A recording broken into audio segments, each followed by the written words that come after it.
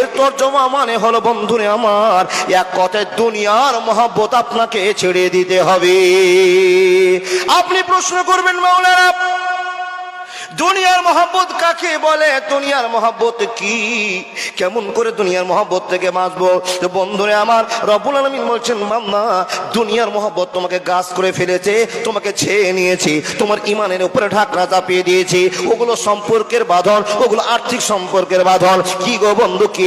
আল্লাহ বলছেন কুল ইন কানা আবাউকুম ওয়া আবনাউকুম ওয়া ইখওয়ানুকুম ওয়া আজওয়াজুকুম ওয়া আসিরাতুকুম ওয়া আমওয়ালুন ইকতারাবতুমুহা তিজারাতুন তাকসাউনা কাসাদাহা ওয়া মাসাকিনু তারজুনাহা আহাব্বা ইলাইকুম মিনাল্লাহি ওয়া রাসূলিহি ওয়া জিহাদিন ফি সাবিলিহি।